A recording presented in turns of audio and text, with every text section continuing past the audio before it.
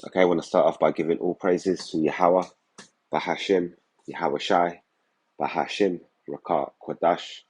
Double honors to the apostles and elders of Great Millstone who teach the Bible in 100% truth.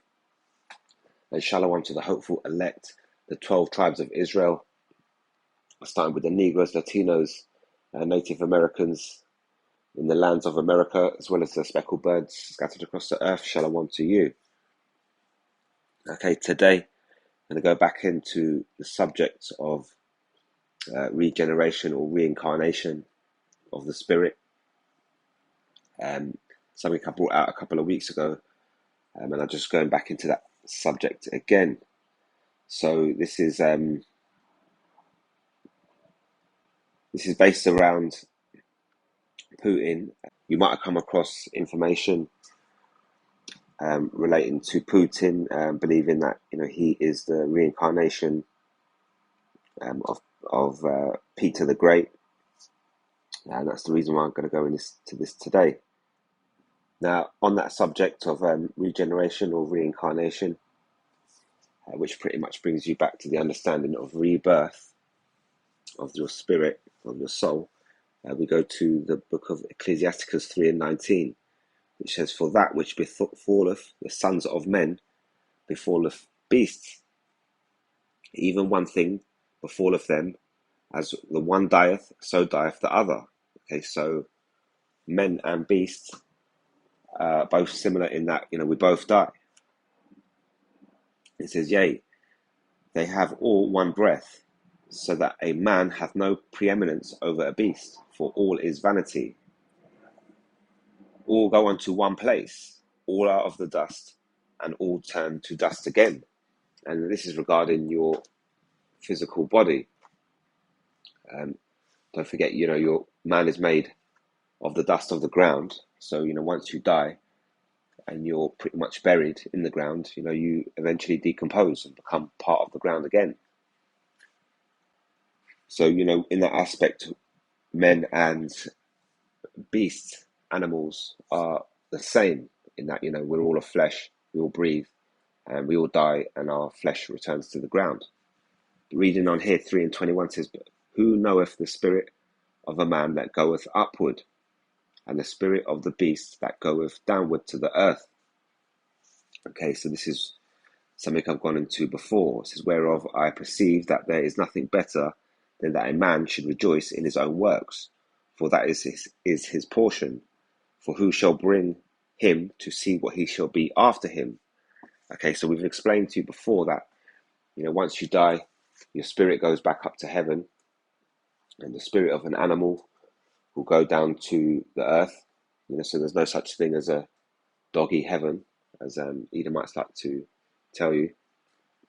And with that, once your spirit reaches heaven after your death on this earth, the death of your flesh, you will be judged by Yahweh, and you face Yahweh Bahashim, Yahweh Shai.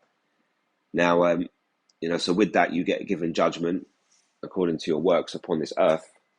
And then when you're reborn through your father's bloodline, third or fourth generation, your spirit is reincarnated or regenerated into a new body, which is born, like I say, out of your father's bloodline. And this is you then living again on earth, living out the judgment of the sins you committed in your past life. So this is something that we've gone into before. I went into a few weeks ago, so it should be quite clear in your minds. Jumping over to Numbers 14 and 18, says, "The Lord is long-suffering and of great mercy, forgiving iniquity and transgression, and by no means clearing the guilty, visiting the iniquity of the fathers upon the children unto the third and fourth generation." Okay, so this is exactly what I just explained. Now, jumping back to Ecclesiasticus, chapter 1 and 9, it says, "The thing that hath been is that which shall be, and that which is done is that which shall be done, and there is no new thing under the sun.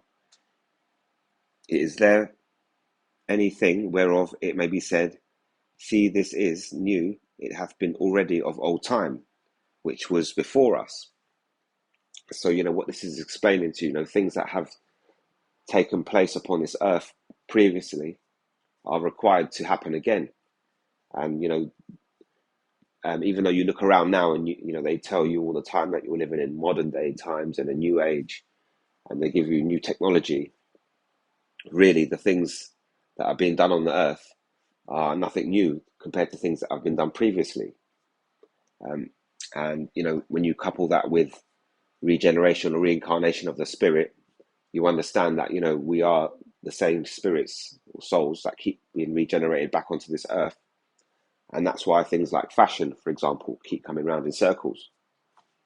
They tell you one fashion died 20 years ago, and at a certain point in the future, it tends to bring itself back to life. And what you'll find is, there are generations of spirits that are, taking their turn, third or fourth generation down the line to come back on this earth.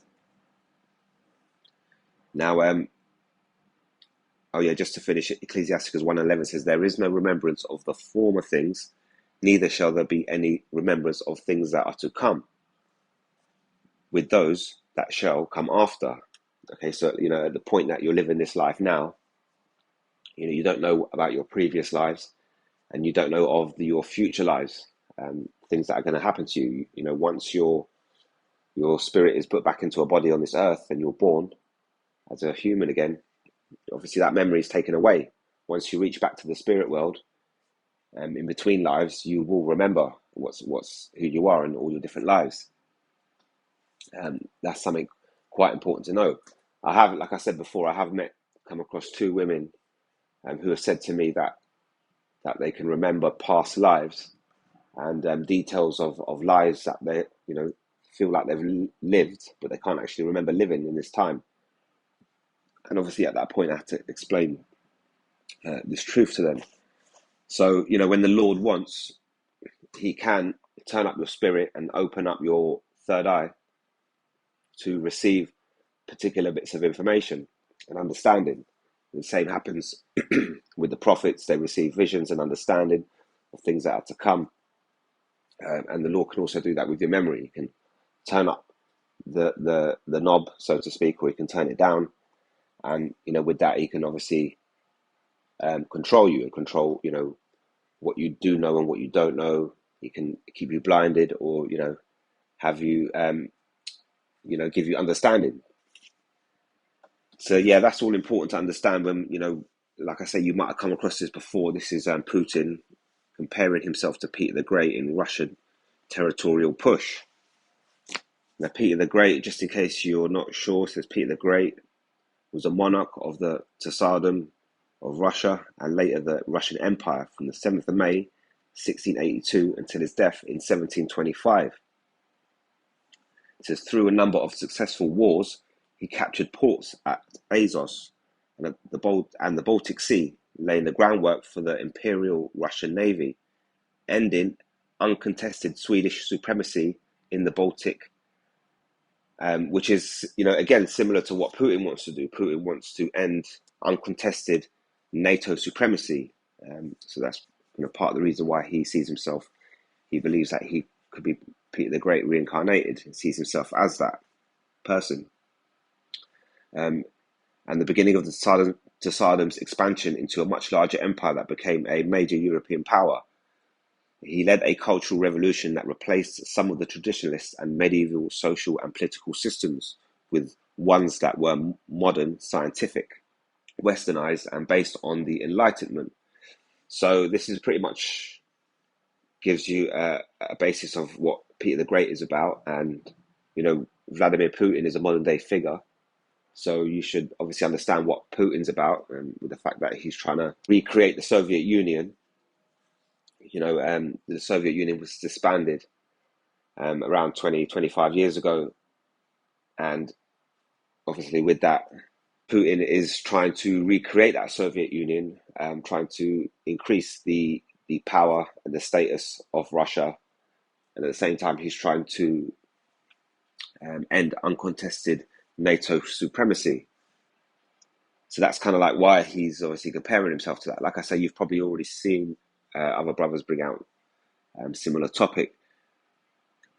Just before I move on, it says the imperial title of Peter the Great was the following. So I thought this is worth a read. It says, by the grace of God, the most excellent and great sovereign emperor Peter Alexeyev, the ruler of all the Russians, of Moscow, of Kiev, of Vladimir, of Novgorod, Tsar of Kazan, Tsar of Astrakhan, and Tsar of Siberia, sovereign of Pskov, great prince of Smolensk, of Tver, of Yugoslavia, of Perm, of Ivatka, of Bulgaria, and others, sovereign and great prince of the Novgorod, lower lands, and of Cheringov, and of Ryazan, and of Rostov, and of Yaroslav, of Belozersk, and of Eudora, and of Kondia, and the sovereign of all the northern lands, and the sovereign of the Ivorian lands, and the Kartlain and Georgian kings,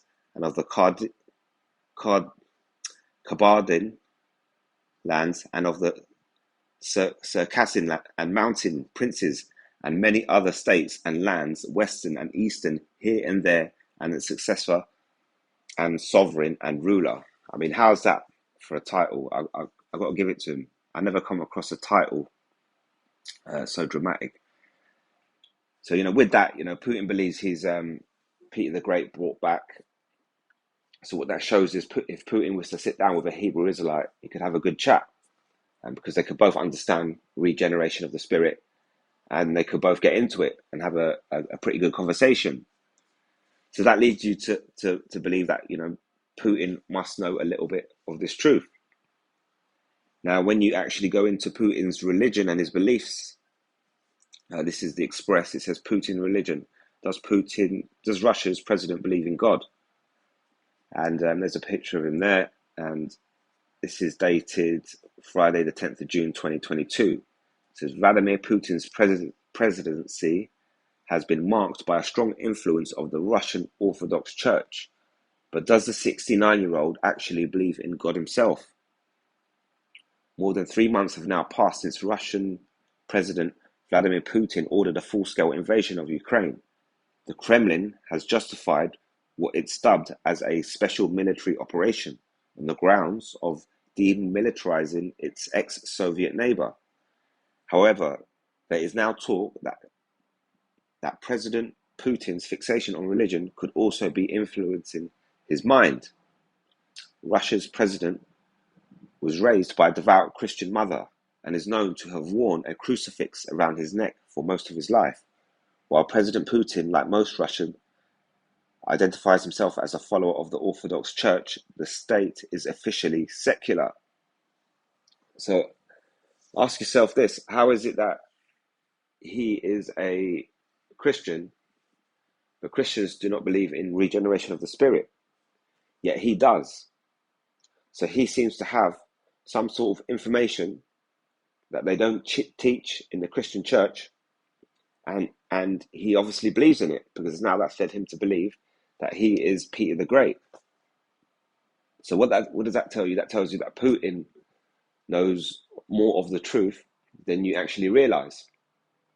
And like I say, a Hebrew Israelite could sit down and have a good conversation with Putin about regeneration of the spirit. Nobody in the Orthodox Church can, which is his religion that he was brought up as. So what does that tell you? He knows things that the people of his religion do not know.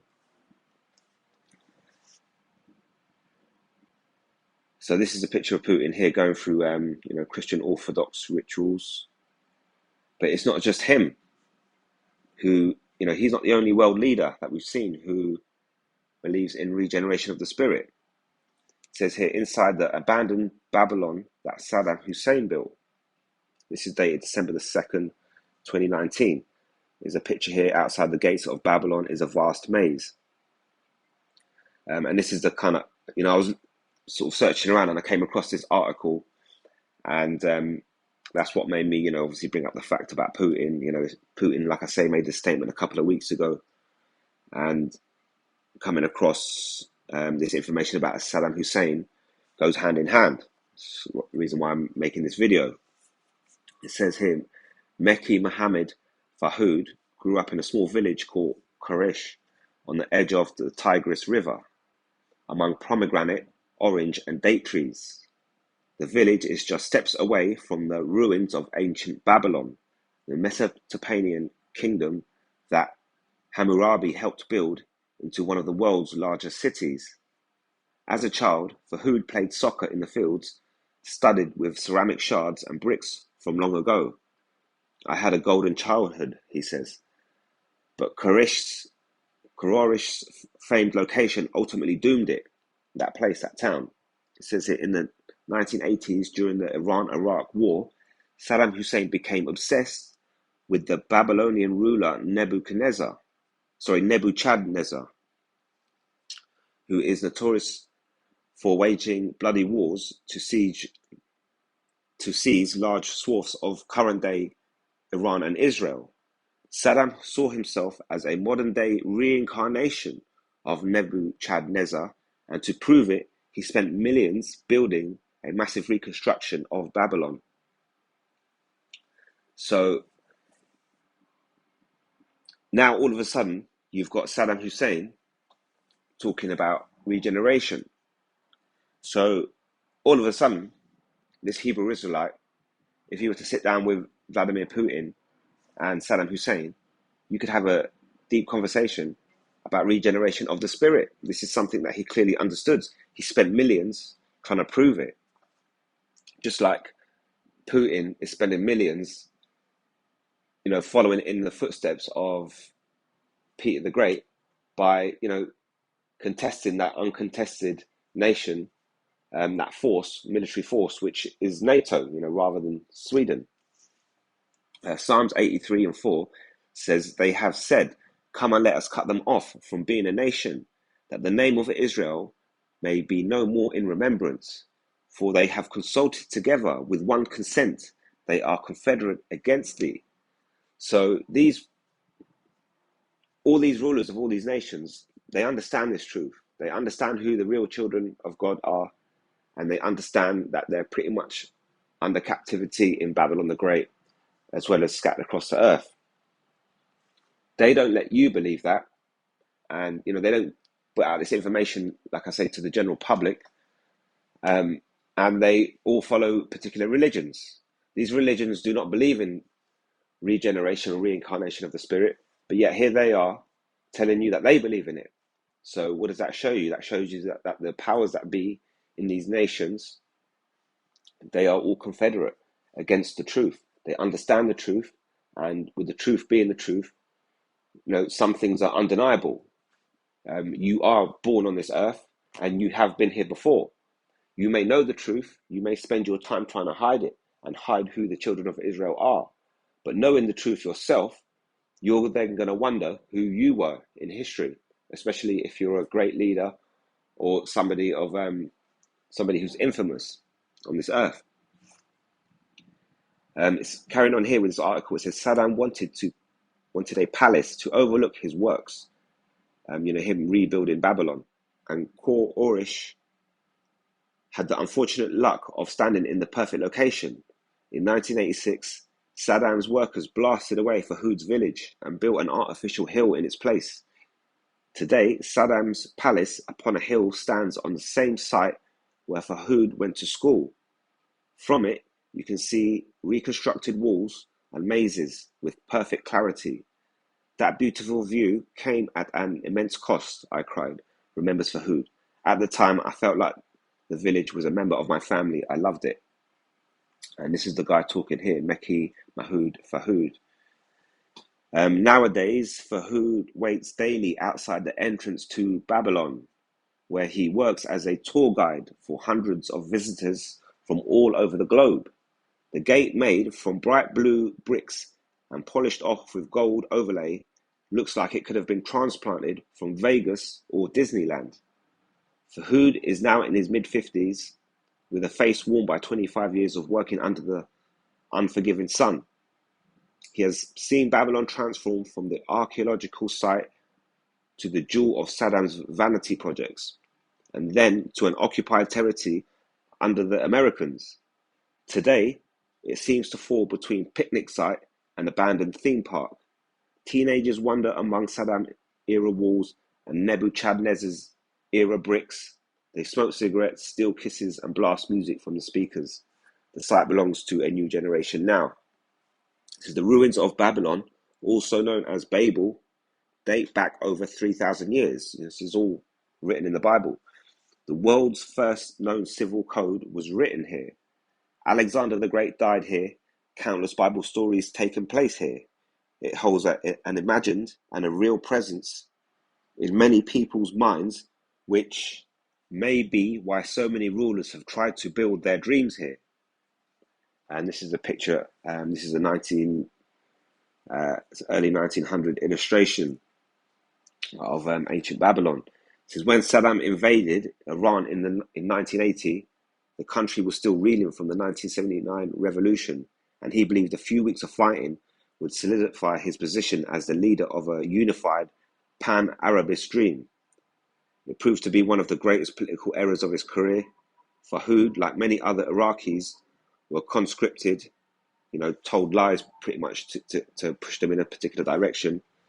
Within a few years, Iran had not only retaken its territory, but also launched an offensive against Iraq. By 1983, the pan-Arabist dream was drawing thin. The war showed no sign of ending, and Iraqis did not understand why they were fighting in a conflict they never asked for. To fuel support, from the people, from the nation, for the battle, Saddam turned to grand nationalist building projects. That was when he ordered the reconstruction of Babylon. Babylon is neither Islamic nor Arab. It is obviously deeply pre-Islamic, says Kanan Makia, an Iraqi author and professor at Brandeis University, who has written a book on Saddam's building projects and celebrating Babylon and reconstructing the city of Babylon. What one is doing is essentially calling upon the idea of Iraq, not the idea of Arabianism or the idea of Baghdad as the spearhead of a new pan-Arabianism in the region, or Islamism, but Iraq. So pretty much what they're saying is, to believe that to go and reconstruct Babylon, and to believe that, you're Nebuchadnezzar, this is why he's had these paintings made, like you can see on the screen, these illustrations, he's had this made.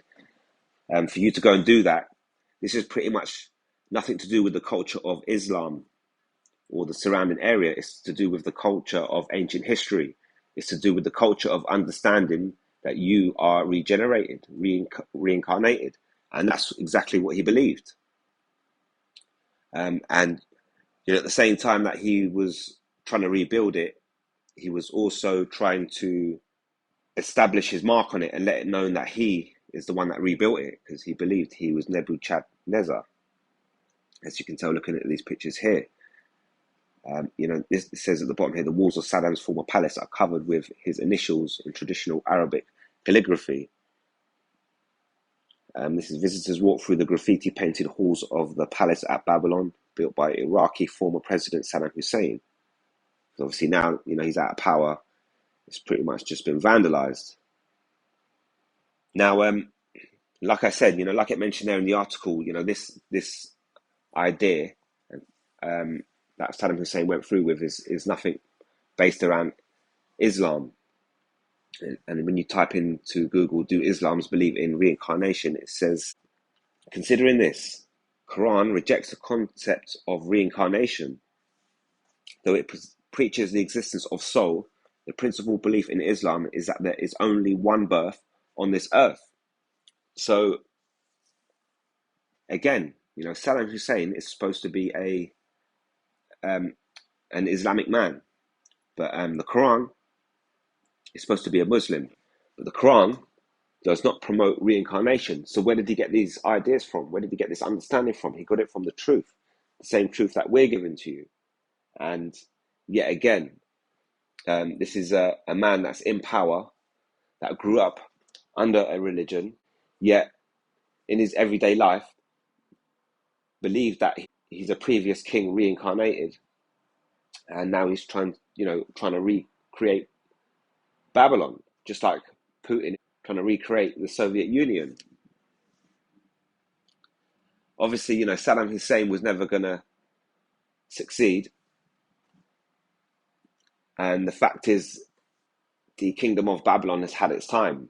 So, you know, you could say that the fact that he's trying to rebuild Babylon again means that, Yahweh Bahashim Yahweh Shai always had his number, because, you weren't going to be allowed to complete that project and let it live on, because, Babylon, ancient Babylon, has had its time. Habakkuk 2:2 says, "And the Lord answered me and said, Write the vision and make it plain upon the tables, that he may run that readeth it. For the vision is yet for an appointed time, but at the end it shall speak and not lie. Though it tarry, wait for it, because it shall surely come, it will not tarry." Okay, so that vision is the vision, of the end, which has been given to many prophets. Many prophets are breaking down their vision and give it to you in their words, and with that, these are all talking about this, the end of this era, the end of this time, and that is the vision is yet. There are many different visions relating to many different kings and many different people that have ruled upon this earth.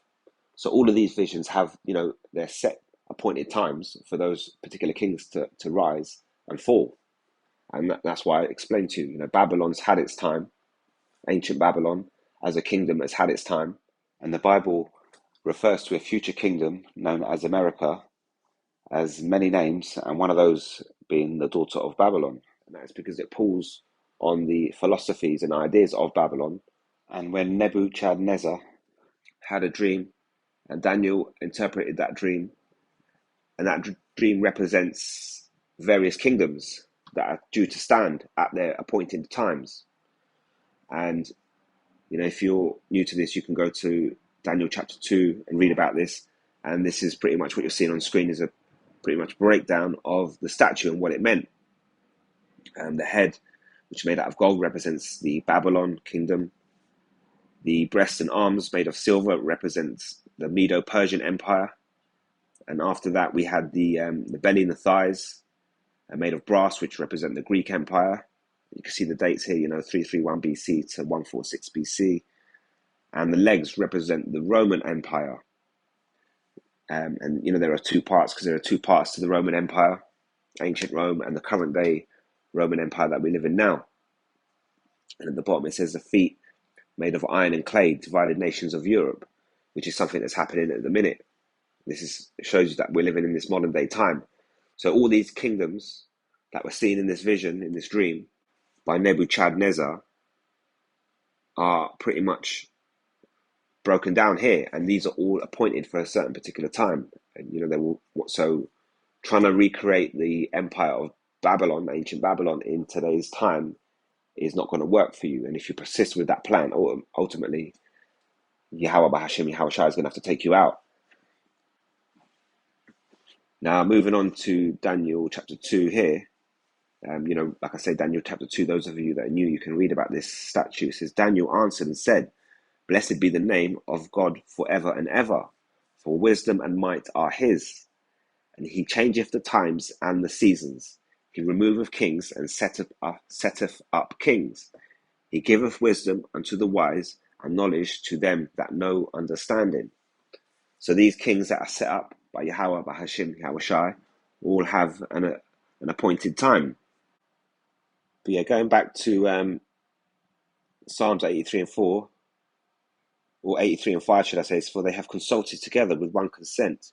They are confederate against thee."